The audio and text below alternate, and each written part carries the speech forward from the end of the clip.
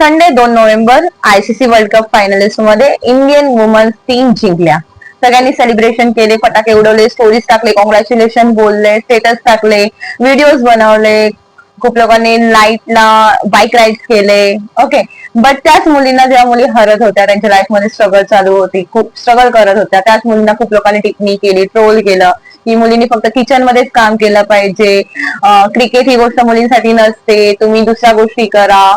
खूप सारी टिप्पणी झाली. ओके, ट्रोल्स केलं मुलींना त्यांच्या हेल्थ इश्यूजमुळे, त्यांना सगळ्या गोष्टीमुळे त्यांना खूप साऱ्या गोष्टी ऐकवल्या. कमेंट सेक्शन मध्ये झालं.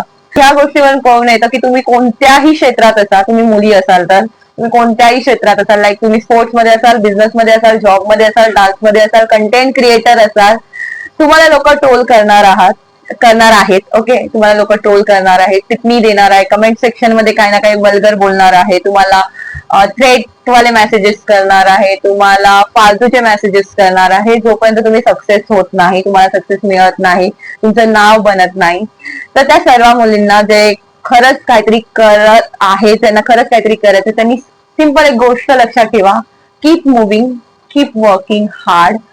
खूप प्रयत्न करा, डिसिप्लिन राहा, फोकस राहा, कन्सिस्टन्सीने वर्क करा. एक दिवस नक्की असा येईल ज्यावेळी लोक तुम्हाला प्रेस करतील, लोक तुमचं नाव ऍज अ इन्स्पिरेशन यूज करतील. तेच लोक जे तुम्हाला आता ट्रोल करतात तेच त्यांच्या मुलांना सांगतील, मुलींना सांगतील की ह्यांच्याकडून शिका. तेच तुम्हाला येऊन बोलतील, तुमचे रिलेटिव्ह बोलतील माझ्या मुलीला काहीतरी शिकव, माझ्या मुलांना काहीतरी गाईड कर. So keep going, keep working hard. तुम्ही कोणत्याही क्षेत्रात असा, फक्त काम करत जावा. ओके, एक दिवस असा नक्की येईल तेव्हा तुम्हाला सक्सेस मिळेल.